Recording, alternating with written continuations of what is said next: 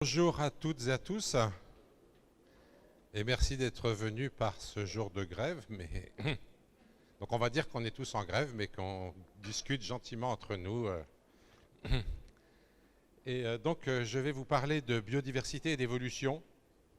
J'ai commencé avec cette citation de Tadeusz Dobzhansky, donc un chercheur d'origine russe, mais qui a fait ses recherches aux États-Unis pour des raisons qu'on verra tout à l'heure, et qui a écrit une phrase qui est devenue très célèbre, et d'ailleurs ça est devenu le titre d'un de ses livres. Rien en biologie n'a de sens si ce n'est à la lumière de l'évolution. Ça a été une phrase qui m'a amené à discuter beaucoup avec en particulier les doyens des inspecteurs généraux de SVT, parce que je leur ai fait remarquer, l'un d'entre eux avait cette phrase affichée dans son bureau en plus, que si on accepte cette phrase, une grande partie de l'enseignement de SVT est insensé, puisqu'il y a énormément de choses qu'on enseigne en SVT, pas du tout à la lumière de l'évolution. Il y a eu un net progrès sur la place de l'évolution dans les programmes, mais ce qu'il n'y a pas encore beaucoup, c'est le fait que chaque sujet... Il marche pas celui-là ? C'est le fait que chaque sujet soit vu à la lumière de l'évolution. Quand on voit le système circulatoire, on voit le système circulatoire comme s'il avait été créé une fois pour toutes, comme ça. Et on apprend qu'il y a le cœur qui bat et qu'il y a une crosse aortique juste derrière. Si vous avez un tout petit peu de connaissance en dynamique des fluides, vous savez que c'est complètement idiot d'avoir une pompe avec un coude juste derrière. N'importe quel ingénieur qui fabriquerait un truc pareil serait viré tout de suite. Pourquoi est-ce qu'il y a une crosse aortique ? Eh bien parce que c'est un reste d'un arc branchial. Donc si jamais on voit le système circulatoire à la lumière de l'évolution, il prend un sens qu'il n'a pas si jamais on ne le regarde pas à cette lumière-là. Et c'est vrai pour toutes les fonctions, pour tous les aspects de la morphologie des êtres vivants. Je pense que nos SVT seront vraiment vivantes, elles seront cohérentes seulement le jour où on verra chaque élément d'un être vivant comme issu d'un processus évolutif. Et tant qu'on ne fait pas ça, on ouvre la voie, et je vais y revenir très très lourdement, à une vision créationniste du monde. Si on présente les êtres vivants comme étant comme ça, c'est comme ça, eh ben, c'est une vision créationniste. C'est comme ça parce qu'il y a une histoire et qu'il y a eu des phénomènes de sélection, etc. etc. Ça, c'est une manière de présenter les choses qui ne conduit pas à une vision créationniste. Je pense qu'on a beaucoup de travail à faire, tous ensemble. Et là, d'ailleurs, je pense qu'il faudrait plus d'interaction entre les chercheurs et les enseignants pour réfléchir à la façon de faire évoluer ces questions-là dans l'enseignement. Alors voilà, je vais vous parler de biodiversité à la lumière de l'évolution. Mais bien sûr, j'espère que vous réagirez. Et il n'y a pas besoin d'attendre la fin pour réagir. Vous pouvez réagir quand vous le voulez, pas seulement sous forme de questions, mais éventuellement sous forme de commentaires. Vous avez le droit de ne pas être d'accord, et ça nous permettra justement de discuter. Alors donc, je vais vous parler de biodiversité. Et quand on parle de biodiversité, il est de bon ton de montrer des photos. Alors, Marc-André, ma première photo de biodiversité, je te ferai remarquer que c'est non seulement des bactéries, mais aussi du sexe de bactéries. Donc, c'est pas... Mais effectivement, quand je présente la manière dont on présente d'habitude la biodiversité, moi, je commence par mettre ça, et après, je le recouvre avec d'autres trucs, parce que quand on présente la biodiversité, d'habitude, eh ben, on montre des bestioles, et puis quelques plantes, aussi jolies que possible, pour dire aux gens que la biodiversité, c'est bien, c'est sympathique, il faut la conserver. Et je voudrais vous dire que c'est presque inévitable de faire ça, du coup je le fais. Voilà, vous êtes contents, je vous ai montré les petites photos, je ne vous en montrerai plus. Pourquoi ? Parce que je trouve que c'est une très mauvaise manière de présenter la biodiversité. Pour deux raisons. Il y a une raison qui est plutôt drôle, c'est que, évidemment, c'est manipulatoire de choisir des bêtes jolies. On aurait pu prendre d'autres trucs, des moustiques tigres. Vous êtes sûr que vous avez envie de garder les moustiques tigres ? Moi, je ne suis pas sûr. Et puis, si on avait choisi quand même d'autres bêtes, finalement, les gens trouveraient que la biodiversité, c'est peut-être pas aussi sympathique que ça. Mais surtout, ce qui est grave dans cette... Si vous avez des questions, allez-y. Si vous avez... Donc, ce qui est de grave dans cette manière de présenter la biodiversité, c'est que ça présente la biodiversité comme une collection de timbres, comme une collection d'espèces posées les unes à côté des autres, comme un truc qui ne doit pas bouger. Et la conservation, conserver sa collection de timbres, faut la mettre à l'abri, voilà. conserver la biodiversité, on va la mettre à l'abri. Et je dois vous montrer que ça, c'est une manière qui n'a rien à voir avec la réalité scientifique de voir la biodiversité. Et bien sûr, quand on réfléchit à la façon dont la biodiversité est présentée, malheureusement, notre culture nous parle de biodiversité tout petit au fond, dans la Genèse. Qu'on ait une éducation religieuse ou pas, on a entendu parler d'Adam et Ève avant d'entendre parler de Darwin. Je ne sais pas s'il y a des exceptions dans la salle, mais un jour, il y a un type qui a levé la main en me disant « Non, non, pas moi ». Il avait entendu parler de Darwin avant Adam et Ève. Je ne sais pas ce que faisaient ses parents, mais ça devait être un mec vraiment spécial quand même. Donc, nos structures mentales sont faites sur la base d'une vision de création. Sur la base de la vision d'une création, donc, on va y revenir, qui est un acte posé dans le temps, et puis de quelque chose qui ne bouge plus après. Et c'est très embêtant parce que je pense que nos structures mentales, on se les fabrique quand on est petit. Alors, quand on est petit, on nous dit qu'il y a eu Adam et Ève. Et puis, quand on est plus grand, on commence à nous dire que non, finalement, il y a eu une évolution. Et puis, si on fait vraiment des études scientifiques, alors on apprend vraiment des trucs sur l'évolution. Et ça, je pense que ce n'est pas la bonne manière pour que les citoyens, dans leur ensemble, aient une vision de la biodiversité qui corresponde à la réalité scientifique. Et je pense que c'est très dangereux. Et moi, je pense que l'évolution, justement, il faudrait la mettre dès le primaire au programme. Alors on va me dire c'est compliqué. Non, c'est pas si compliqué que ça, je suis désolé. Moi, je trouve que c'est compliqué de comprendre que la Terre est ronde. Il y a des gens qui m'ont dit, ouais, il faut suivre l'ordre des découvertes. Alors je leur dis, d'accord, on va dire aux petits-enfants que la Terre est plate. En troisième, on va leur dire qu'elle est un peu bombée. Et puis alors, pour ceux qui feront des sciences, ils auront droit de savoir qu'elle est ronde. C'est trop tard. Quand des petits-enfants, on leur dit que la Terre est ronde, il y en a qui nous disent, mais les mecs de l'autre côté avec les pieds dans le mauvais sens, là, comment ils tiennent et tout. On leur dit, mais ça tient quand même, t'inquiète pas. Et puis voilà, au bout d'un moment, les mômes, ils absorbent tout et puis après, ils font leur salade, mais c'est à ce moment-là qu'ils se fabriquent leur structure. Donc si on leur dit Adam et Ève, ils écoutent Adam et Ève. Si on leur dit Darwin, ils écoutent Darwin. Ils peuvent aussi bien comprendre l'un que l'autre, mais selon ce qu'on leur dit, ils n'auront pas l'esprit fabriqué pareil. Donc il s'agit de ces poids culturels dont on va parler encore aujourd'hui. Alors, en fait, d'ailleurs, quand on regarde la création, les premiers théologiens qui réfléchissaient à la création, ils n'étaient pas du tout convaincus que tout soit arrivé réellement dès le début, et en particulier donc Saint Grégoire de Nice au IVe siècle expliquait que en fait il y avait une impulsion de Dieu au départ, une puissance séminale, mais que les choses avaient pu apparaître ensuite. Et d'ailleurs, il y a eu beaucoup de débats lancés par Saint Augustin au IVe, Ve siècle aussi. Comment est-ce que les insectes destinés à naître sur leur espèce de leur corps corrompu, les insectes qui vivent dans les cadavres, ils étaient où pendant la création? Alors à moi d'imaginer que le Créateur ait fabriqué des cadavres dès le premier jour, si vous voulez, eh bien, ils n'étaient pas là. Non. Saint Thomas d'Aquin, un millénaire plus tard, reprend le problème. Elles ont préexisté dans certaines vertus. C'est-à-dire que les animaux engendrés à partir de la putréfaction sont produits par les vertus des étoiles et des éléments, vertus que ceux-ci reçurent dès le début. Donc oui, il y a des vertus qui ont été reçues dès le début, mais tout compte fait, les espèces peuvent apparaître largement après, au cours du temps. Donc les premiers pères de l'Église n'étaient pas aussi fixistes que leurs successeurs, figurez-vous, et pas aussi fixistes que les créationnistes actuels. C'est ça qui est intéressant. Alors, quand on regarde la biodiversité, évidemment, on constate qu'il existe une multitude de formes vivantes et que ces formes vivantes peuvent être classées en catégories des groupes d'individus qui se ressemblent plus entre eux qu'ils ne ressemblent aux autres. Et c'est très utile de savoir reconnaître des espèces, parce que, évidemment, quand on va repérer un individu d'une certaine espèce, on saura si on peut le toucher ou si jamais il ne faut surtout pas le toucher, si ça pique, si ça mord, si c'est bon à manger, etc. Je pense qu'il n'y a pas besoin d'être un humain pour avoir la catégorie d'espèces en tête. Je suis sûr que n'importe quel chat sait reconnaître une souris d'un chien. Donc la catégorie espèce, elle préexiste sûrement au fait qu'on soit nous-mêmes des humains, et donc elle préexiste à notre culture. On a plaqué cette vision du monde sur une vision qui précédait même la culture humaine telle qu'on la connaît habituellement. Seulement, une fois qu'on a reconnu qu'il y a des espèces, il y a plein de choses qui restent à faire. Et en particulier, il y a à parler de leur fixité. Les espèces sont-elles fixes? Jusqu'à une époque relativement récente, mettons jusqu'au XVIIe siècle, on pouvait facilement passer d'une espèce dans l'autre par des métamorphoses.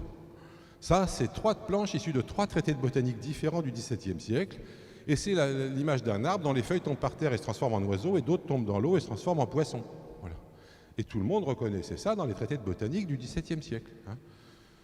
Les loups-garous, vous savez que les nuits de pleine lune, certains humains se transforment en loups. Bon ben voilà, celui-là il a été un peu oublié dans l'histoire. Et puis, au XVIIe siècle toujours, lorsque Van Leeuwenhoek invente le microscope, vous savez la première chose qu'il a découverte la deuxième chose qu'il a découverte avec son microscope, c'est ses propres spermatozoïdes.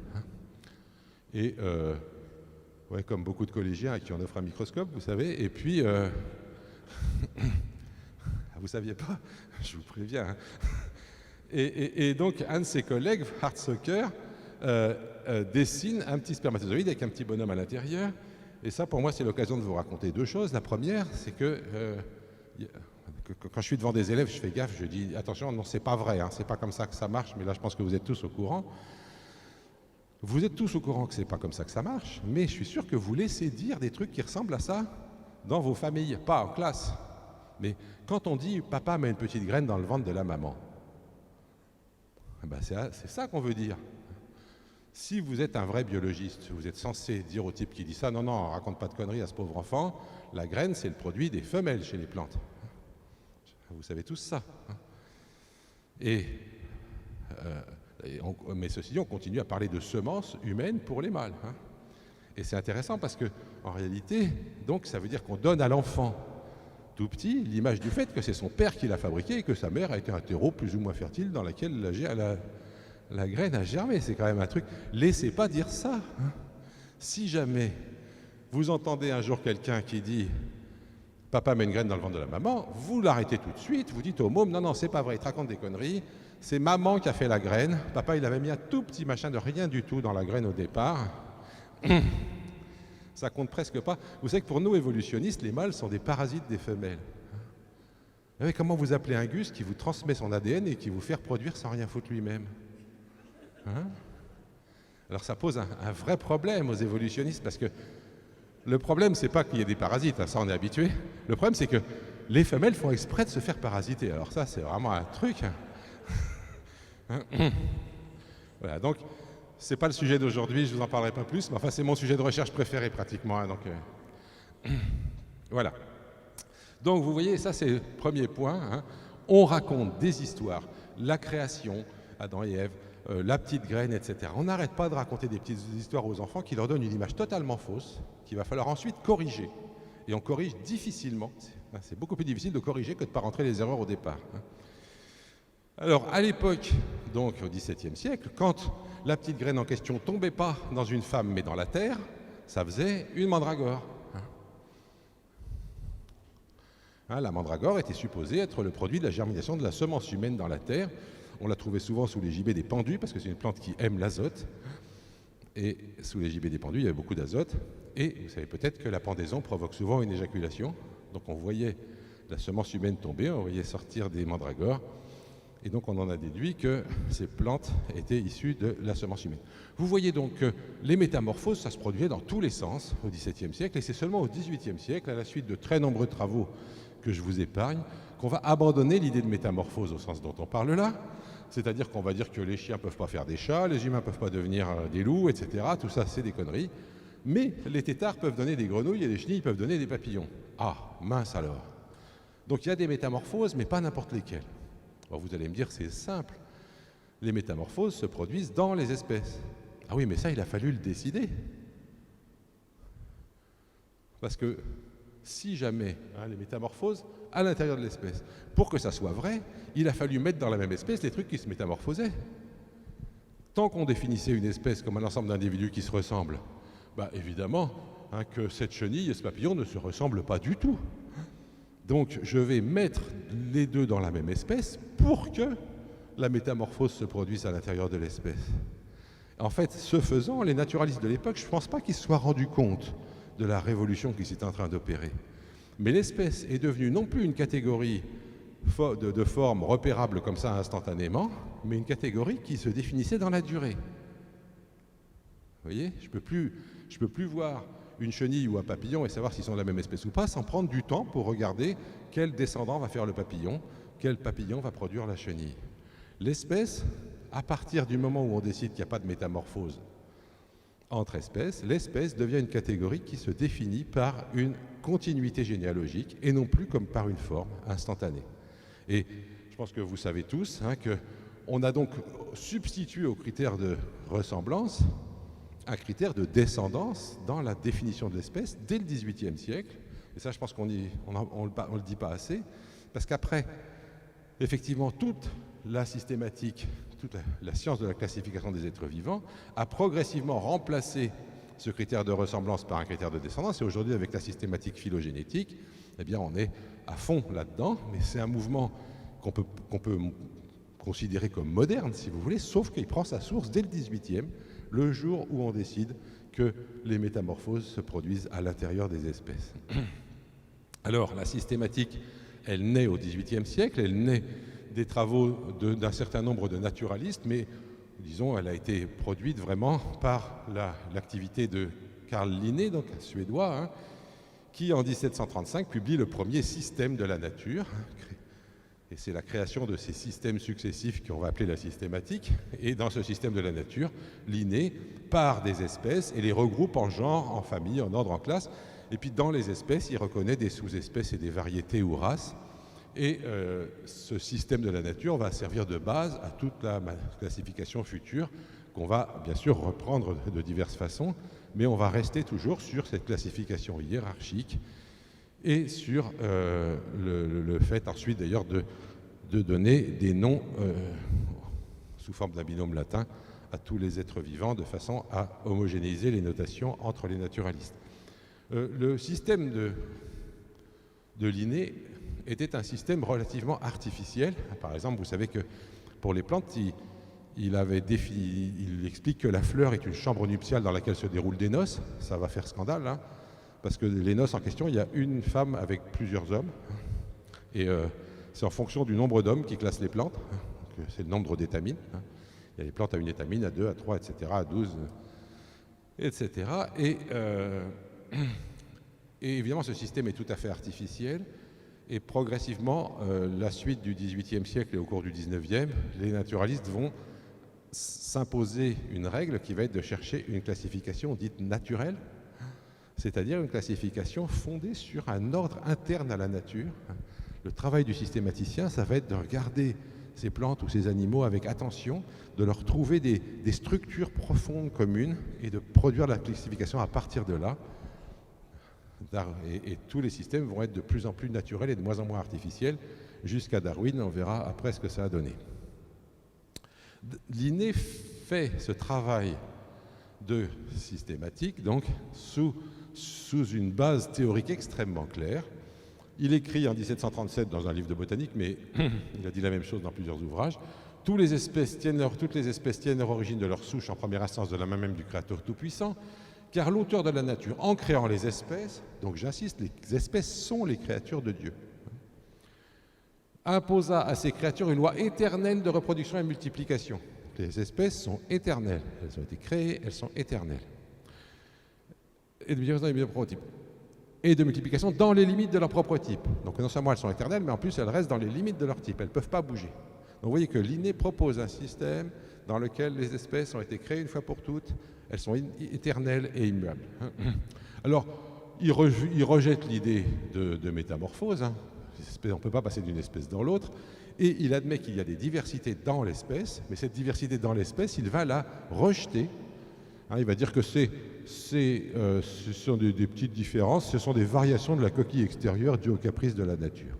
Donc ce qui fait qu'on n'est pas tous pareils dans une espèce, c'est un caprice de la nature. La vraie différence, la vraie diversité pour Linné, c'est la diversité des espèces. Je ne sais pas si vous vous rendez compte à quel point ce texte de 1737 nous dit beaucoup de choses sur la façon dont nous percevons encore la biodiversité. Voir la diversité comme la somme des espèces, c'est encore la vision majoritaire. C'est ce qui était traduit par les petites photos du départ que je vous ai montrées. C'est ce qu'on continue à colporter, même si ce n'est pas ça qu'on enseigne exactement. On enseigne des nuances par rapport à ça, mais qui passent très mal. Et on a pu le voir, nous, parce qu'il y a eu nos collègues de Guadeloupe ont fait des petites interviews d'élèves dans un lycée. Donc, et les élèves, qu'est-ce que la biodiversité? C'est la diversité des espèces, point barre. Voilà. Donc, on fera une interro à la sortie, je vous préviens. Donc, Bien, je passe là-dessus. Donc, le monde sur lequel Linné construit son système, c'est un monde créé une fois pour tous, totalement stable, qui ne bouge pas, et c'est de là qu'on part, et c'est dans ce cadre-là, évidemment, les espèces, ça aurait un sens très fort. Mais ce dont je voudrais vous convaincre, c'est que si on parle tellement d'espèces, c'est à cause de notre passé culturel, religieux. Qu'on soit croyant ou pas, ça ne change rien. Ce passé culturel religieux est très très fort, et si on n'était pas aussi obsédé par la Genèse, on parlerait beaucoup moins d'espèces. Très souvent d'ailleurs on emploie le mot espèce, alors qu'on devrait employer le mot population ou le mot lignage. On emploie le mot espèce de façon extrêmement abusive. Moi, dans les cours d'écologie, par exemple, j'ai appris les modèles proie-prédateur. Je ne sais pas si vous avez entendu parler de ça. On parle de l'espèce proie et de l'espèce prédateur. Évidemment que ce n'est pas des espèces, c'est des populations qui sont en train de se manger les unes les autres. On devrait dire la population de proie, la population de prédateur, certainement pas l'espèce, mais on emploie le mot espèce. C'est une habitude, une très mauvaise habitude, qu'on a tous, nous, biologistes. J'essaierai de ne pas trop l'avoir aujourd'hui, mais... Alors, les espèces sont supposées se conduire bien, c'est-à-dire qu'elles copulent qu'avec les membres de leur propre espèce, et quand elles ne le font pas, normalement, ça ne fait pas de descendants, et quand ça en fait, ils sont stériles. Voilà, ça c'est ce qu'on raconte, c'est le catéchisme. J'appelle catéchisme une affirmation que les élèves doivent répéter par cœur, même si ce n'est pas vrai. Alors ça, c'est pas vrai. Voilà, j'y reviendrai. Voilà, bon, je passe là-dessus. Sauver la biodiversité, tout le monde sait comment il faut faire, puisque c'est écrit dans la Bible. Vous mettez un couple de chaque espèce dans un bateau, et tout le monde est sauvé. Voilà. Alors, vous savez sans doute que cette méthode ne fonctionne pas. Elle ne fonctionne pas, pourquoi? D'abord, il faudra un très très gros bateau quand même, il y a beaucoup d'espèces. Mais en plus, 2 individus de chaque espèce, c'est pas assez. Vous savez, qu'est-ce que ça va donner? Oui, de la consanguinité.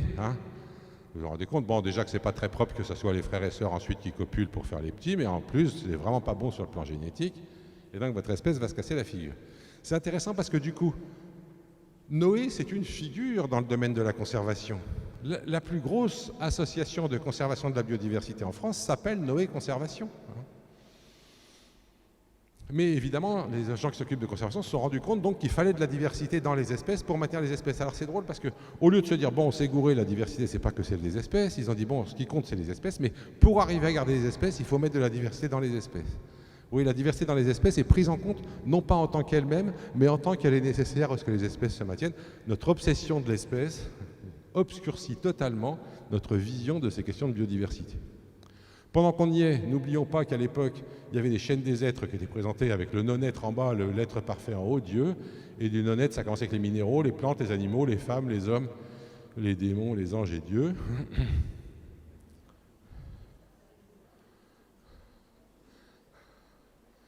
Alors j'en vois qui rigolent, tant mieux, mais je crains que ça soit seulement à cause de ces 2 lignes-là. Mais c'est tout aussi con de dire que les animaux sont supérieurs aux plantes, franchement. Supérieurs. Les plantes et les micro-organismes, ils n'ont pas besoin, ils arriveraient très bien à se débrouiller sans nous. L'inverse n'est pas vrai, comme ça vous a été montré ce matin. Donc cette supériorité. Alors, ça aussi, c'est une espèce de sale manie sociale que nous avons dans nos cultures. Dès qu'on voit une différence, on fait une hiérarchie. Et ça, Claude Lévi-Strauss avait insisté là-dessus. Si vous mettez une hiérarchie dans la nature, immanquablement, vous en mettrez aussi dans l'espèce humaine. Et vous allez commencer à hiérarchiser les races, les sexes, etc. Il faut vraiment se battre contre cette manie de la hiérarchisation. On doit pouvoir accepter le fait qu'il existe des différences. Oui ?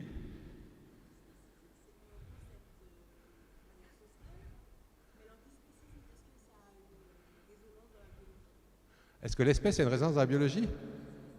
L'antispécisme.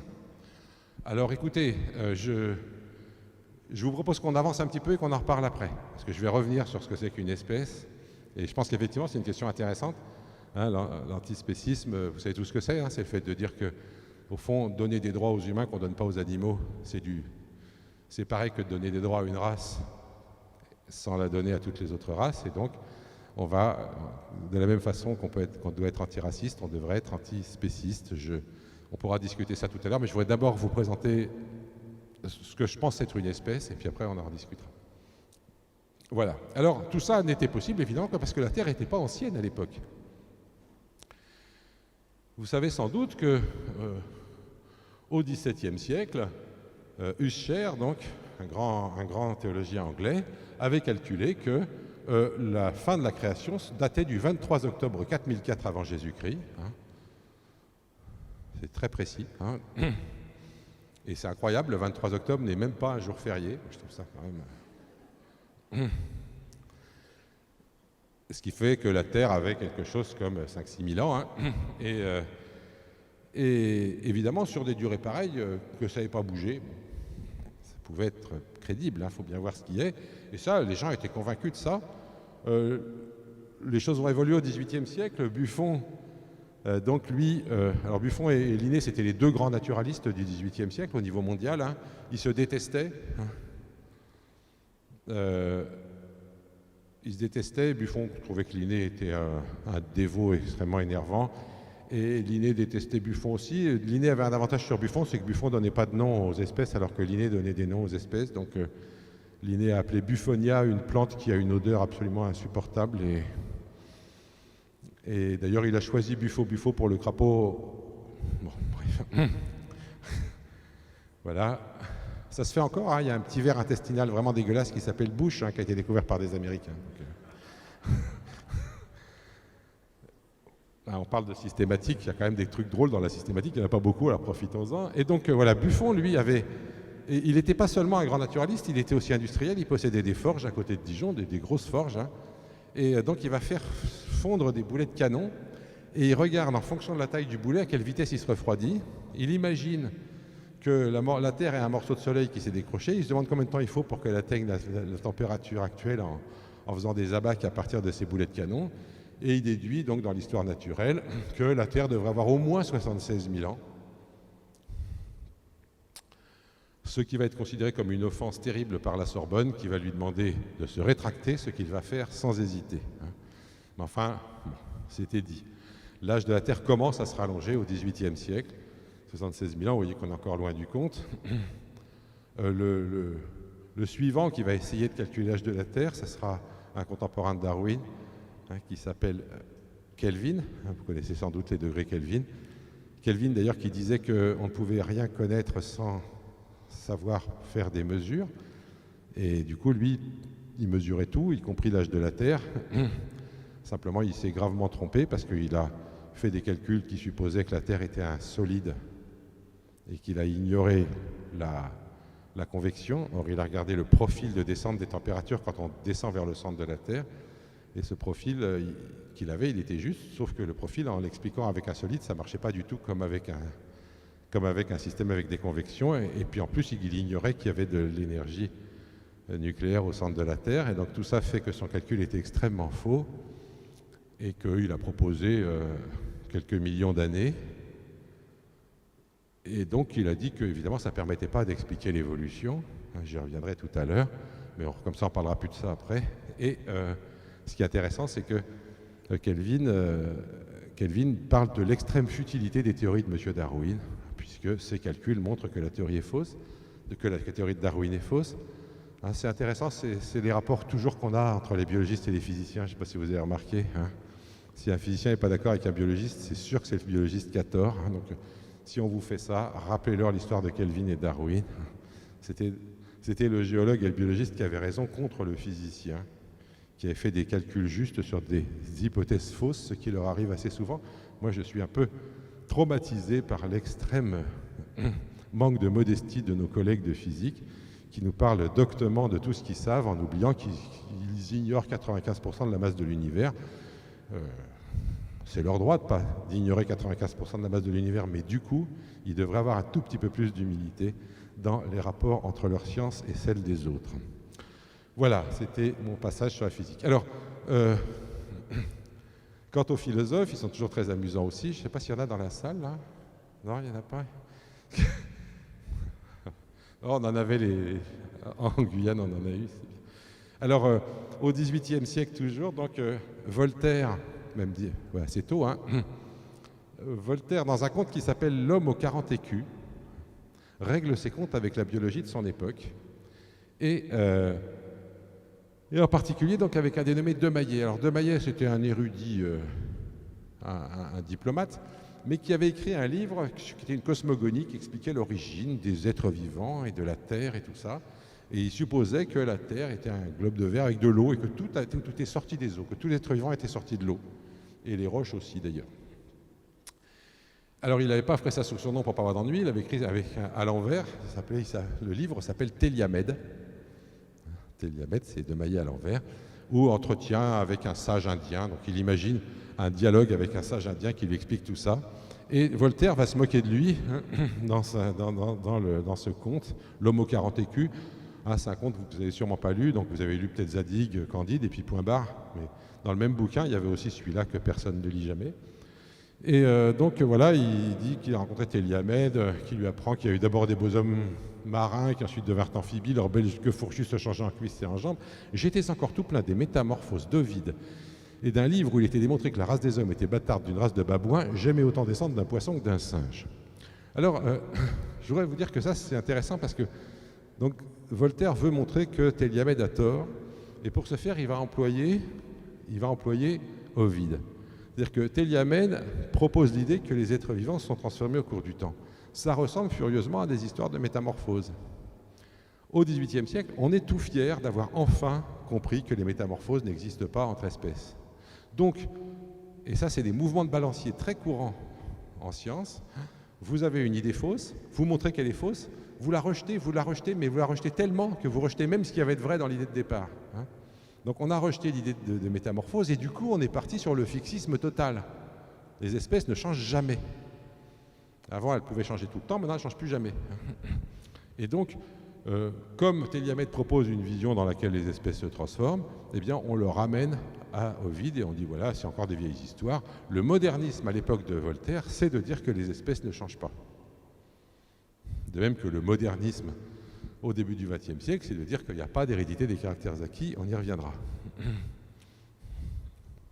Après, on est obligé de nuancer. Voilà. Donc, Voltaire continue sa discussion. Il imagine que Téliamède lui répond « Mais vous n'avez pas vu le falin de Touraine à 36 lieues d'Amérique ?» Alors, vous savez, oui, les jeunes, vous ne savez peut-être pas ce que c'est qu'un falin. Alors, un falin, c'est un dépôt de marins avec des coquilles calcaires, du sable, et puis des dents de requin, des tas de fossiles comme ça. Et donc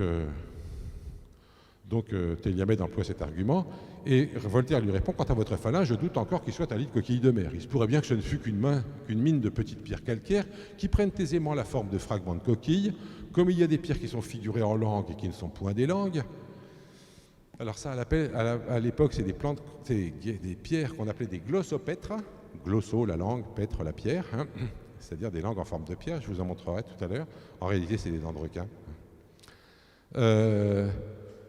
En étoiles et qui ne sont point des astres, en serpents roulés sur eux-mêmes et qui ne sont point des serpents, en partie naturelle du beau sexe et qui ne sont point pourtant les dépouilles des dames.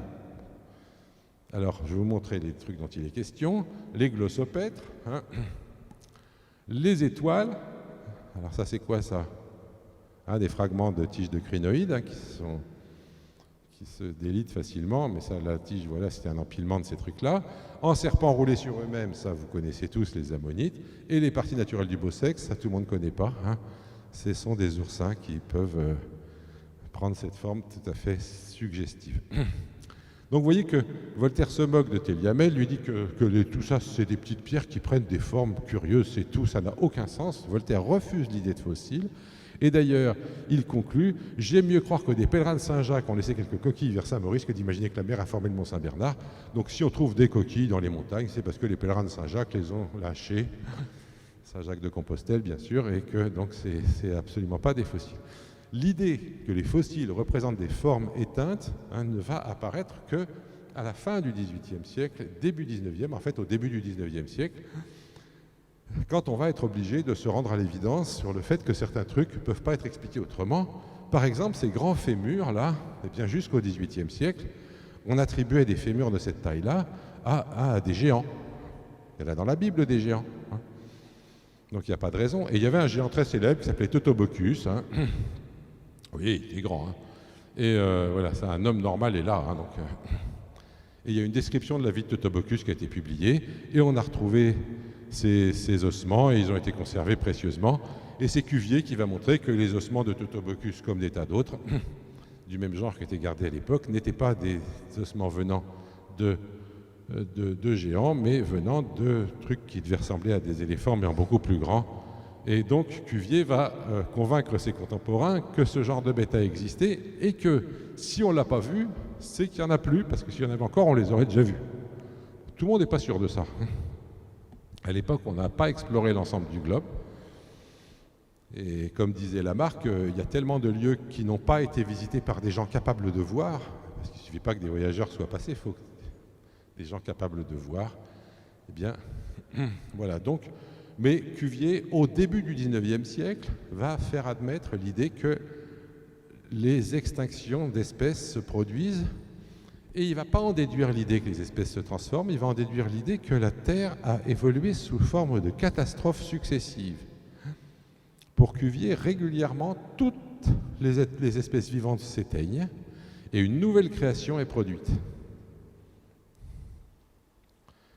Cuvier va proposer donc cette histoire. Alors lui, il commence à donner du temps à l'histoire de la Terre. Il ne donne pas d'âge, il ne donne pas de temps, mais il commence à donner du temps, et il va donc proposer cette vision catastrophiste, et il va se servir de ces catastrophes pour nommer, pour repérer les couches sédimentaires. Il va créer la stratigraphie chronologique en faisant ça.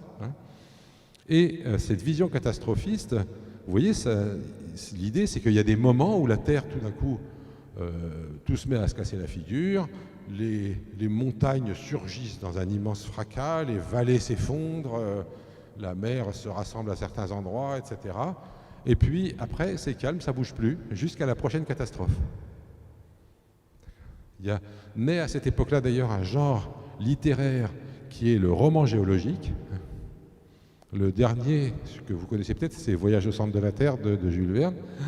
Et effectivement, on assiste en direct à des catastrophes géologiques dans ces romans, donc c'est flamboyant. Et évidemment, c'est pour ça que toutes les strates géologiques sont nommées, sont fabriquées entre les catastrophes. Si jamais il y a une grande extinction à la jonction entre deux aires, c'est pas un hasard, c'est parce qu'on a fabriqué les aires à partir des catastrophes de Cuvier. Bien. À l'époque, en même temps que Cuvier, il y a Lamarck, qui est lui aussi prof au Muséum d'histoire naturelle. Lamarck qui va donc proposer une vision de la transformation des espèces, fondée sur des délires complets. Je n'ai pas le temps de vous faire lire les textes. Je les ai, mais ça prend vraiment trop de temps, et dans lesquels Lamarck explique que, vous voyez, la girafe, les ancêtres de la girafe ont tendu le cou, et par ces efforts, c'est les efforts qui sont hérités chez Lamarck. Les efforts des ancêtres de la girafe ont fait croître le cou. Les efforts de l'air, essayant de s'échapper des poumons des oiseaux, arrivent à la base des poils et les soufflent en plumes. Les efforts du sentiment intérieur des ruminants arrivent en haut de leur tête et leur fait pousser des cornes, etc. Vous voyez, c'est quand même vraiment délirant. Alors évidemment, ça c'est le vrai problème de Lamarck. Le problème pas grave de Lamarck, c'est qu'il croyait à l'hérédité des caractères acquis. Est-ce que vous savez tous ce que ça veut dire, hérédité des caractères acquis? Ce qu'on appelle l'hérédité des caractères acquis, c'est ce qui est illustré d'ailleurs sur cette petite figure anglaise. Alors je vais vous dire d'abord que tout le monde, jusqu'à la fin du XIXe siècle, croyait à l'hérédité des caractères acquis. Ce n'est pas du tout une spécificité de Lamarck, tout le monde était d'accord là-dessus, y compris Darwin. Alors, donc, ce monsieur-là, il a perdu sa jambe dans un accident, et il est tout fier de voir que son fils qui vient de naître a hérité de sa caractéristique d'avoir une jambe en moins. C'est ça l'hérité des caractères acquis. Je perds un bras, je vais faire des enfants avec un bras en moins. Voilà. Je fais de la musculation, je ferai des bébés plus musclés. Vous voyez? Je réfléchis beaucoup, je ferai des bébés plus intelligents. Biologiquement, je ne parle pas de transmission culturelle. Alors, ça, il va falloir attendre 1883 pour que ça soit abandonné, j'y reviendrai tout à l'heure. Mais tout le monde y croit, y compris Darwin. Et alors récemment, je racontais ça à des étudiants, et il y en a un qui me dit, mais quand même, ils n'étaient pas bien malins à l'époque, ils n'avaient pas vu que les types qui avaient perdu une jambe, ils faisaient des descendants à 2 jambes quand même. Et si, mais il y avait la parade, et vous la connaissez, parce que c'est encore une connerie qu'on raconte dans nos cultures tout le temps. C'est, ça saute des générations. Hein, vous l'avez déjà entendu celle-là, hein? Voilà. Alors comment extirper tout ce genre de conneries de la tête de nos élèves, hein? C'est du boulot. Hein? Donc voilà, ça saute pas des générations. Hein? Laissez tomber ça. Hein? Et donc un jour ou l'autre, ça ressortira. Hein? Ça aussi, hein? C'est des trucs... Voilà, bien. Donc là, la théorie sur laquelle s'appuie la biologie actuelle va naître en 1859 sous la plume de Darwin. Donc pour vous situer un tout petit peu les dates, moi j'aime pas beaucoup les dates, mais quand même ça aide d'avoir des repères. Lamarck écrit la philosophie zoologique en 1809, hein, et c'est le jour, enfin pas le jour, non, l'année de la date de la naissance de Darwin. Donc Lamarck est un vieil homme quand il écrit la philosophie zoologique, et Darwin naît à ce moment-là. Ils ne sont pas contemporains. Et la différence entre eux, comme je vous l'ai dit, c'est pas l'hérédité des caractères acquis, ils y croient tous les deux. La différence, c'est que Darwin va poser un certain nombre de principes qui vont être, va vraiment faire une œuvre scientifique. Darwin, c'est un homme du 19e siècle, une manière de faire de la science assez proche de la nôtre, alors que Lamarck, c'est un homme du 18e siècle, une science qui aujourd'hui nous apparaît comme très délirante. Donc Darwin commence des études pour devenir pasteur, et il va souscrire à la théologie naturelle, l'idée que si jamais je vois sur la plage un caillou et que je me demande pourquoi il est là, je me dis qu'il y a des lois qui ont cassé ce caillou dans cette forme-là, et puis qu'il est resté là depuis un bon moment, et puis j'ai pas besoin d'autre chose pour le comprendre. Mais si je vois une montre, la complexité du mécanisme, etc., m'oblige à penser que certainement il y a une volonté, une intelligence derrière cette montre, et que donc il doit y avoir quelqu'un qui a créé cette montre. Et Paley, évidemment, applique ça aux êtres humains et dit que si jamais je vois un être vivant, eh bien c'est comme une montre, la complexité du mécanisme m'oblige à imaginer un créateur qui ait produit cette forme. C'est donc l'argument du design, l'argument de la finalité, qui pour Paley est la démonstration de l'existence d'un créateur. On va y revenir. Darwin, pour devenir théologien, donc, va suivre des cours à Cambridge. Il aura comme professeur de géologie Charles Lyell. Lyell, c'était le grand géologue de l'époque à Cambridge. Et Lyell, c'est le géologue qui va prendre l'opposé de la vision de Cuvier. Je pense que vous enseignez Lyell en géologie. Hein, c'est-à-dire vous enseignez l'actualisme.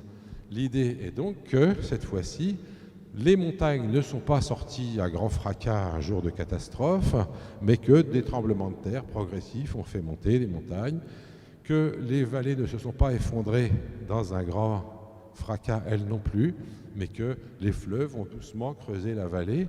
Et évidemment, ça suppose qu'il a fallu beaucoup de temps, beaucoup plus que ce qu'on pensait avant, un temps vraiment long. L'arrivée du temps long dans l'histoire de la Terre, c'est Lyell. Hein.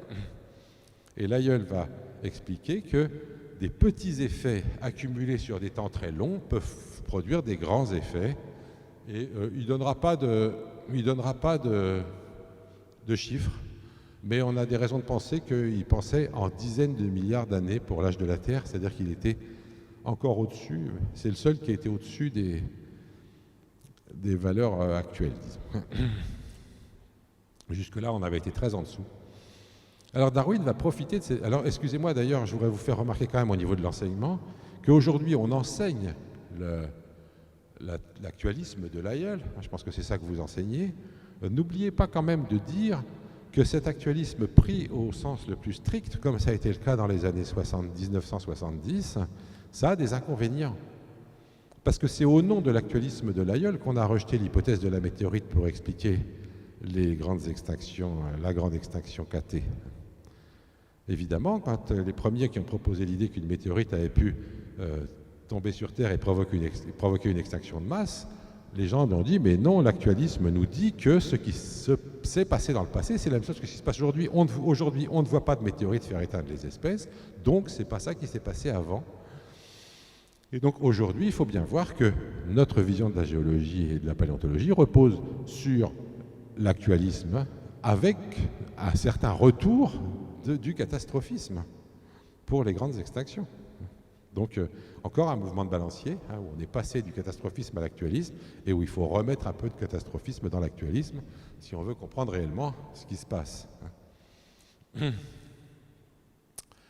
Alors Darwin, on y reviendra, va faire un voyage autour du monde, et dans ce voyage, il va progressivement se convaincre qu'il se passe que les espèces ne sont pas immuables. Ça va lui prendre du temps. Ensuite, il mettra plus de 20 ans avant de rédiger L'origine des espèces, le livre dans lequel il explique tout ça. Il explique à un ami qu'il est aujourd'hui convaincu, contrairement à l'opinion qu'il avait avant, que les espèces ne sont pas, et il dit, c'est comme confesser un meurtre, immuable. Donc Darwin sait que sa théorie va être extrêmement mal prise. Que c'est comme confesser un meurtre, d'admettre qu'il pense que les espèces ne sont pas immuables. Et du coup, ça va lui prendre beaucoup de temps. Il va accumuler les arguments avant de publier sa théorie. Et donc, quand il publie sa théorie en 1859, donc il est né en 1809, il publie en 1859 l'origine des espèces. C'est pratique, ça permet tous les 50 ans de faire un centenaire et un 150naire. Il y a un coup le centenaire de la naissance, un coup le centenaire de la publication, etc. Et puis en France, du coup, on rajoute la marque à chaque fois. Et donc, il va fonder sa théorie sur deux principes. Le premier étant le principe de sélection naturelle, et je veux passer un petit peu de temps sur ce principe, d'abord parce que je trouve que si on le simplifie trop, il perd de sa substance. Alors, la sélection naturelle, ça part de la reproduction des êtres vivants. Je voudrais vous dire qu'on a une expression très malheureuse en français. On dit que les individus se reproduisent. Hein, vous croyez que vous... Alors, tous les parents savent très bien qu'ils ne se sont pas reproduits. Ça, leurs enfants leur ont montré avec beaucoup d'efficacité. J'en vois qui comprennent bien ce que je veux dire. Voilà, vous fabriquez des enfants, ben, c'est pas vous, il n'y a rien à faire. Et même si vous vous cloniez, ça ne serait pas vous, hein, ce n'est pas une solution. Le descendant que vous fabriquez, vous l'avez produit, certes, mais vous ne vous êtes pas reproduit. Les Anglais ont une expression beaucoup plus subtile. Hein, ils disent « The individuals reproduce their own kind ». Les individus reproduisent leur propre sorte. C'est une expression subtile, mais du coup intraduisible. Donc je continuerai à dire que les individus se reproduisent, mais comprenez bien ce que je veux dire. Quand je dis que les individus se reproduisent, c'est pas vrai, ils ne se reproduisent pas. Ils produisent quelque chose d'autre qu'eux. Hein, je veux que ça soit... Voilà. Et c'est important par rapport à ce qu'on va discuter. Les individus, donc, font des descendants. Et ce qu'il y a de remarquable, ce qui caractérise les êtres vivants, ce qui est une caractéristique profonde du monde vivant, et je pense que depuis Darwin, au fond, on a un peu oublié ce truc-là, alors que lui, il a beaucoup insisté là-dessus, c'est que les êtres vivants produisent tout le temps de la diversité. Les deux premiers chapitres de l'origine des espèces sont sur la variation dans les êtres vivants. La variation dans les espèces domestiques, ensuite dans la nature. La variation, c'est la caractéristique des êtres vivants. Évidemment, c'est un peu idiot de dire ça, parce que si je regarde des cailloux, il n'y en a pas deux pareils. Savoir, il y a une différence entre la variation des êtres vivants et celle des cailloux, c'est que les êtres vivants, non seulement ils font des descendants, ils se reproduisent, mais en plus, leur variation, ils la transmettent à la génération suivante. Ça, les cailloux, ils ne font pas ça. C'est-à-dire que les descendants des plus grands sont plus grands en moyenne que les descendants des plus petits. Il y a une hérédité des variations. C'est ça la caractéristique de base du vivant. Une fois que vous avez une variation illimitée, on voit bien que la variation est illimitée, hein, on n'arrivera jamais à faire assez d'humains pour qu'il y en a par hasard, il en apparaisse deux pareils. Hein. La variation est illimitée et elle est héritable. Dès que vous avez ça et que vous avez reproduction, qu'est-ce qui se passe ? Eh bien, certains individus ont des caractéristiques qui leur permettent mieux de se débrouiller dans l'environnement tel qu'il est. Ça, c'est ce que vous connaissez de la sélection naturelle. Et du coup, eh bien, ces formes-là vont se répandre dans la population et la population va évoluer et les organismes vont être de plus en plus adaptés grâce à ça. Mais je voudrais que vous voyez bien que tout ça, c'est la conséquence de cette variation héritable. La variation héritable, c'est un drôle de truc. Jusqu'à Darwin, les gens qui étudiaient qui étudiaient l'hérédité, c'était les embryologistes. C'est l'embryologie qui permettait d'étudier l'hérédité, parce qu'on se posait la question comment une poule fait une poule à travers un œuf. Savoir si jamais elle avait une crête noire ou rouge, on s'en foutait. Ce qui comptait, c'était la poule. Et donc les embryologistes, ils cherchaient à comprendre l'hérédité de la norme. À partir de Darwin, on va se mettre à s'intéresser à l'hérédité de la variation. Je reviendrai là-dessus tout à l'heure, mais c'est un point essentiel.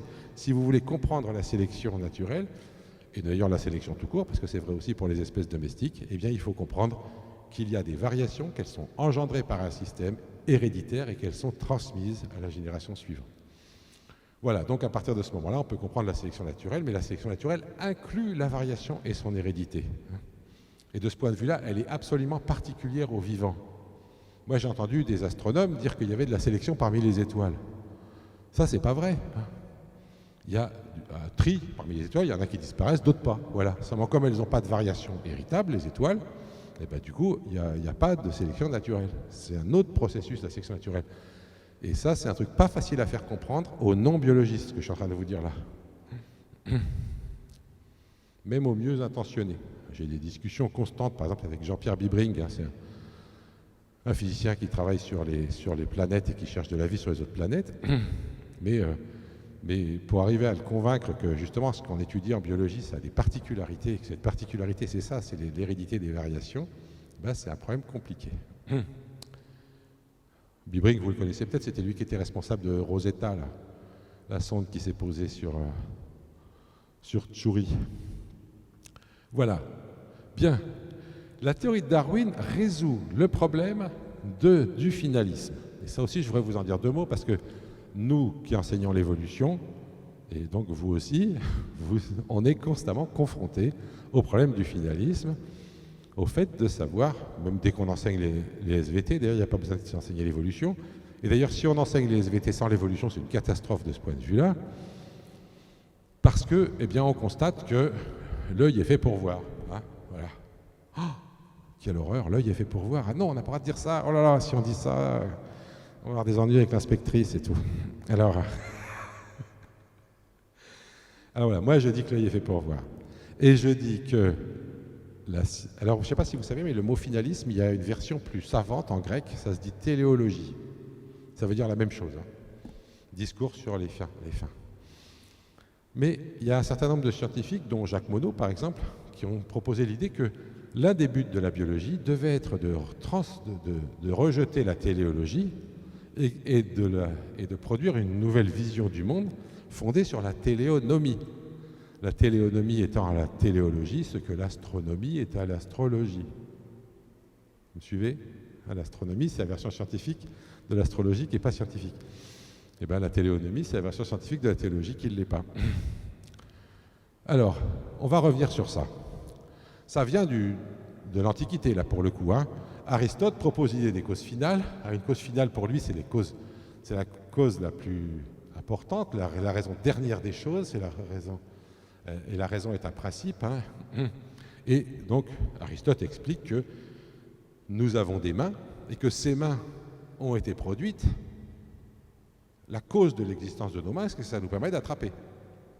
Vous êtes tous d'accord avec ça? Alors, en biologie, on n'a pas le droit de dire que la main est faite pour prendre, mais on a le droit de dire que la fonction de la main est de prendre. J'adore ce jeu sémantique extraordinaire. Mais si la main est faite pour prendre, quand elle a été fabriquée, la main, elle ne prenait pas encore.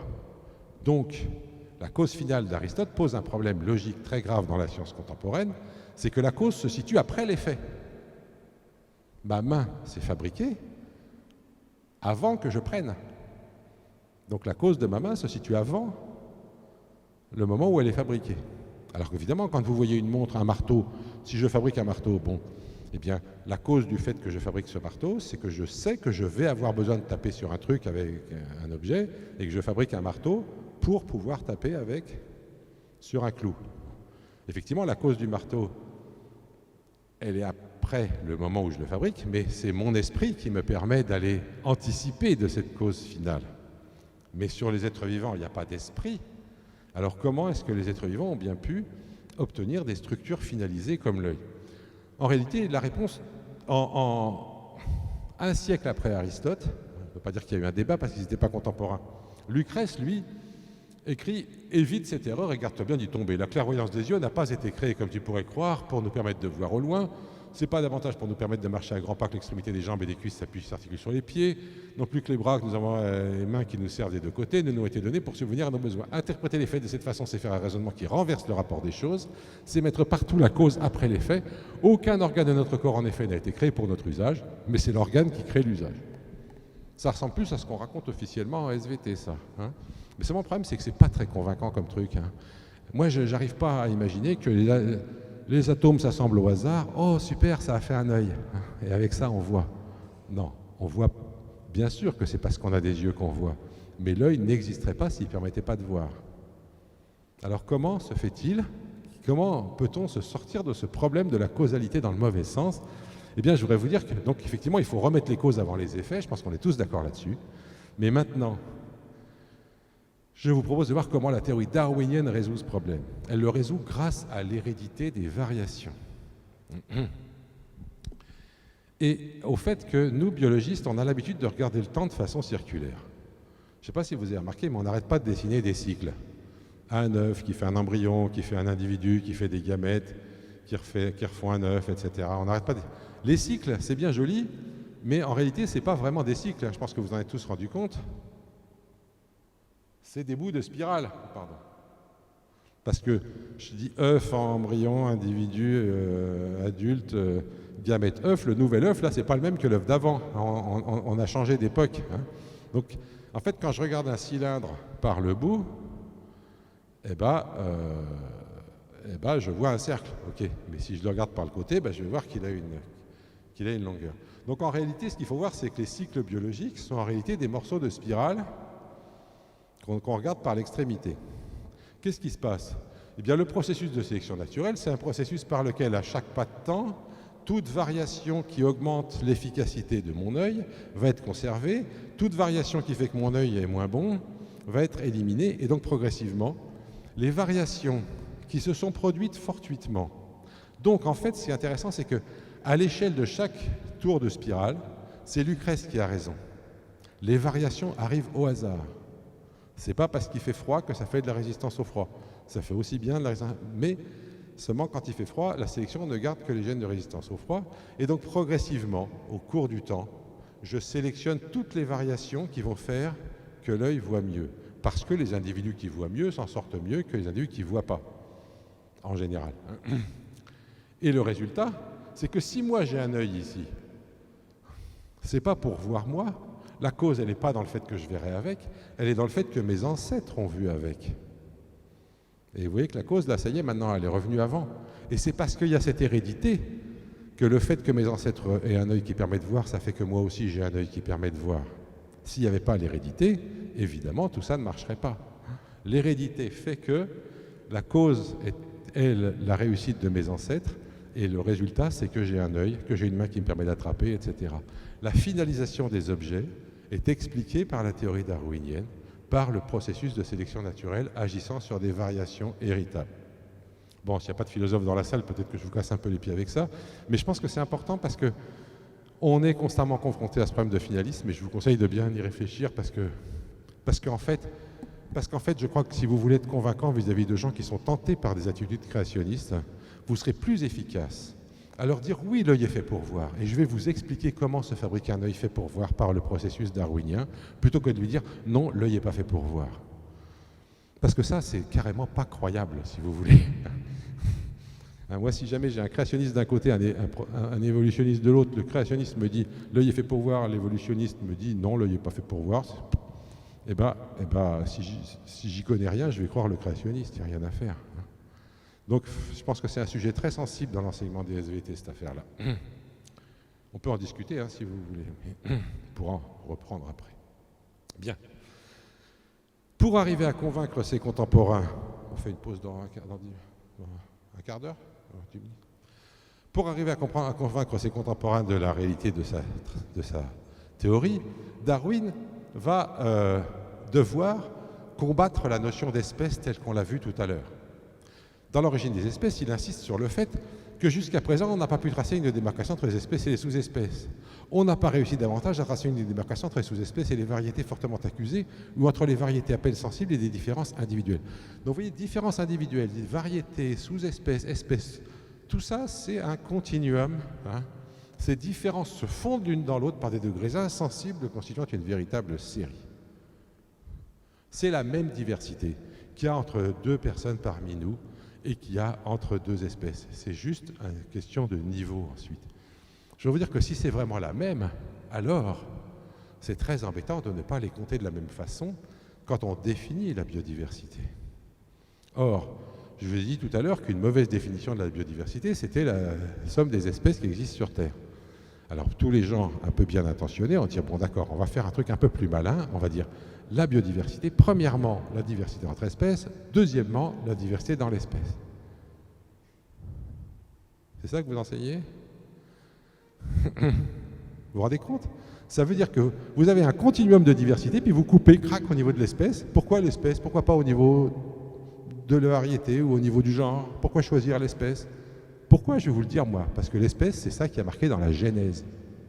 Mais c'est quand même pas ça qui devrait faire les programmes de SVT. Hein.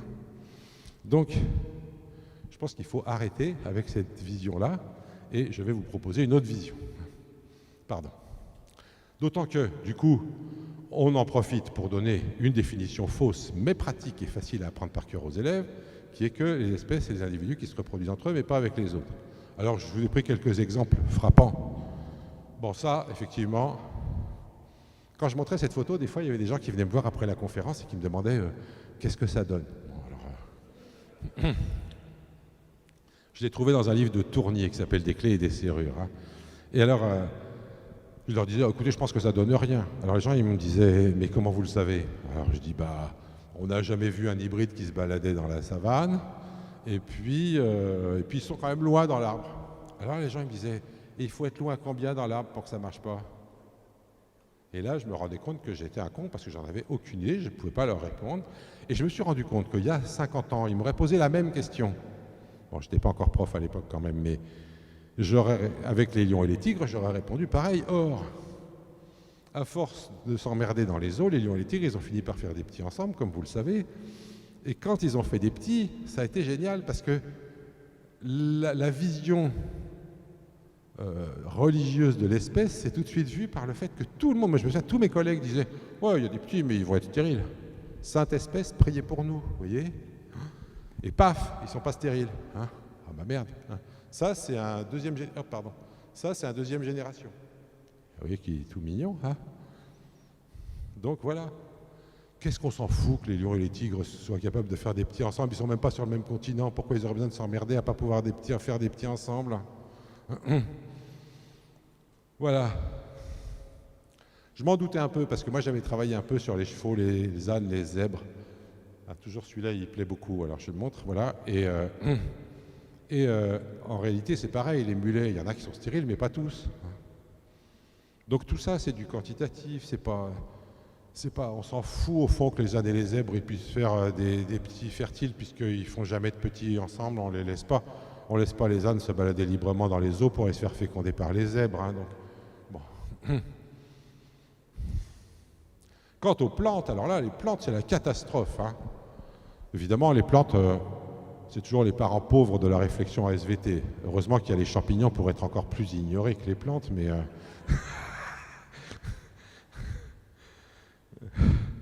mais voilà, vous voyez, ça c'est un ficus. J'ai travaillé pas mal sur les ficus. Ça c'est un ficus, vous savez que ficus ça veut dire figuier hein, en français. Il y en a à peu près 1000 espèces. Et d'ailleurs on pourra y revenir parce qu'il y a 1000 espèces de ficus, parce qu'il y a 1000 espèces d'insectes pour polliniser les ficus. Comme les ficus, vous savez, ils ont leurs fleurs sont enfermées dans la figue. Il n'y a pas moyen que le pollen passe d'une figue à l'autre sans qu'il y ait un insecte absolument spécialisé qui transfère le pollen. Il y a 1000 espèces de ficus parce qu'il y a 1000 espèces d'insectes. J'en reparlerai tout à l'heure. Parce qu'un ficus, vous voyez comme celui-là qui est quand même un grand arbre, je me suis amusé à le croiser avec celui-là qui est une plante rampante. Et bien ça marche très bien. Ça fait un hybride buissonnant qui fait des figues. Voilà. La seule raison pour laquelle il ne fait pas de petits, c'est qu'il n'a pas son insecte, lui. Si un jour je trouve un insecte qui marche dessus, il deviendra une nouvelle espèce. Et celui-là, alors vous le connaissez celui-là? C'est un hybride chèvre-mouton, ouais. Et il est fertile, bien que les deux parents n'aient pas le même nombre de chromosomes. Et bien que ovin et caprin, c'est au-dessus du genre dans la systématique. Voilà. Est-ce qu'on va dire que les chèvres et les moutons, c'est la même espèce? Ben non. On s'en fout parce qu'en général, on ne les laisse pas faire. Voilà. Donc ce qui compte, si vous voulez, alors, ce qui compte, donc on va commencer à voir ce que c'est qu'une espèce. Vous voyez qu'une espèce, ce n'est pas un groupe d'individus qui ne se reproduisent pas entre eux. Une espèce, c'est un groupe d'individus qu'on va être amené à vouloir nommer, à vouloir donner, à qui on a envie de donner un nom.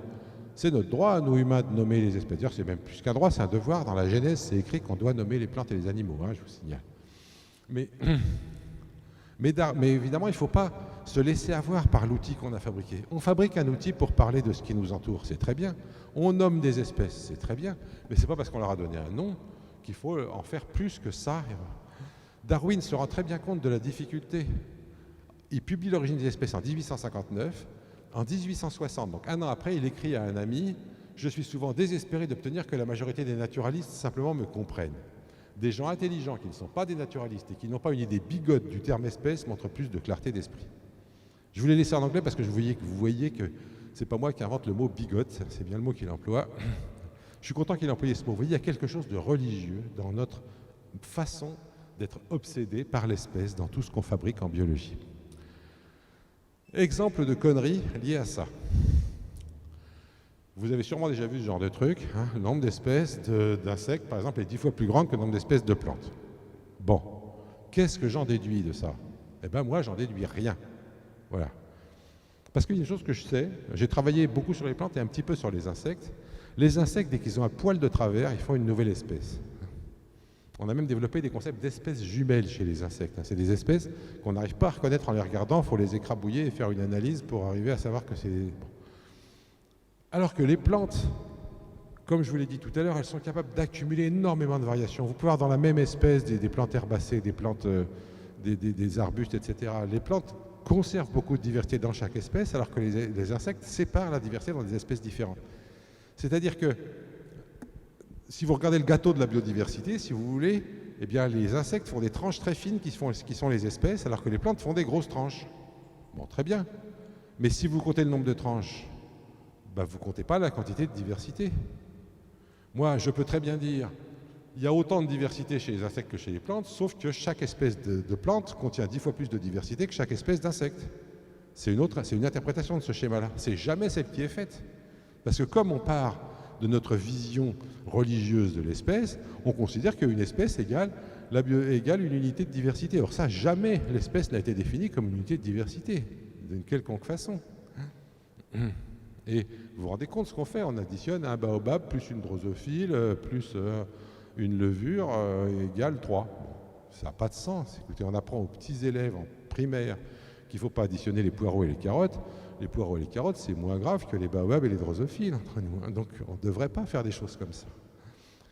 Je voudrais vous dire que si vous avez déjà fait l'erreur de croire qu'on peut mesurer la biodiversité en comptant les espèces, il ne faut surtout pas vous auto-flageller pour ça, parce que le CNRS, qui est quand même un organisme de recherche relativement respectable, nous on travaille dans des labos du CNRS, a publié il y a encore 2 ans, 3 ans maintenant, un article dans lequel il est écrit que 90% de la biodiversité terrestre, c'est les insectes.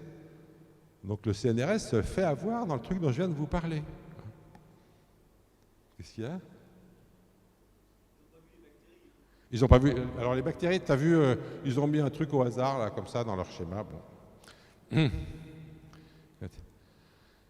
Voilà, donc je voudrais que vous voyez qu'on est dans une situation difficile parce que tout le monde se trompe sur ce concept. Vous voyez, on est dans une vision qui est extrêmement mal faite, particulièrement à cause du fait qu'on est parti sur un mauvais rail avec cette vision fondée sur l'espèce. Et Darwin, d'ailleurs, insiste dans son livre pour dire que pour déterminer si on doit classer une forme comme une espèce ou une variété, le seul guide à suivre, c'est l'opinion des naturalistes ayant un excellent jugement et une grande expérience. Vous voyez ? Alors, donc, si je veux une définition opérationnelle de l'espèce, eh ben, la définition opérationnelle, c'est pas compliqué, c'est ce que les spécialistes du groupe ont décidé être une espèce. En fait, c'est comme ça que ça se passe en vrai. Qui est-ce qui? Et quand les spécialistes ne sont pas d'accord entre eux, ils se réunissent dans une commission internationale de systématique, et si jamais, dans cette commission, ils n'arrivent pas à se mettre d'accord, ils finissent en votant. Donc, Donc, c'est comme ça que ça se passe pratiquement. Bon. Mais qu'est-ce qu'on cherche derrière tout ça? On va y revenir. Hein. Alors, je vous ai dit que Darwin avait fait un voyage autour du monde. Je vais pas passer trop de temps là-dessus, mais je voudrais que vous sachiez qu'évidemment, ce voyage autour du monde, c'est lui qui l'a amené à comprendre ce qu'il a compris. Et un des éléments essentiels qu'il a compris, ça a été grâce au fait de se retrouver dans des milieux tropicaux. Hein. Il a visité d'abord le Cap-Vert et ensuite la forêt amazonienne. Et là, il a été abasourdi par l'incroyable luxuriance, le fait que les plantes poussent en parasites les unes sur les autres. Dans la forêt tropicale, on voit qu'il n'y a pas assez de place pour tout le monde. C'est pas comme la campagne anglaise, vous voyez, c'est moins ordonné, quoi. Et puis aussi, il dit qu'il a été impressionné par le fait que cette exubérance de vie s'accompagne, et ça aussi, ça doit plaire à Marc-André, s'accompagne d'une odeur de mort, d'une odeur de champignons, de moisissure, de décomposition. Dans la forêt tropicale, vous sentez la décomposition en permanence. Et donc cette coexistence entre la vie et la mort va amener Darwin à comprendre son idée de lutte pour l'existence, le fait que les êtres vivants produisent plus de descendants que la Terre ne peut en nourrir, et que du coup, il y en a qui vont réussir et d'autres pas. Et donc, si vous mettez à côté l'hérédité des variations d'une part et le fait qu'il n'y a pas assez de place pour tout le monde, eh ben vous inventez la sélection naturelle, il fallait les deux, et c'est ce que Darwin a fait. Et ça va l'amener à son deuxième principe. Je vous ai dit que le premier principe, c'est la sélection naturelle. Son deuxième principe, c'est le principe de divergence. À gauche, vous avez une page des carnets de notes de Darwin qui fait pleurer d'émotion tous les historiens des sciences. Il a écrit « I think », je pense, en haut. Et puis, il dessine la première phylogénie jamais dessinée à notre connaissance. Et il commence à écrire comment il pense qu'à partir d'une espèce peuvent s'en fabriquer plusieurs. Et donc ça, c'est le principe de divergence, c'est le fait que les lignées divergent. Les pinsons des Galapagos vont l'aider à se convaincre de ça. Sur les Galapagos, il a trouvé 14 espèces de pinsons tellement différentes que quand il les a empaillées, il ne croyait pas que c'était des pinsons. C'est une fois revenu en Angleterre que son collègue ornithologue Gould va lui expliquer que c'est des pinsons. Et là, du coup, il se rend compte qu'il est arrivé un seul pinson sur les Galapagos et que ça a fait 14 espèces. Ouais, je finis avec ça et puis après on va...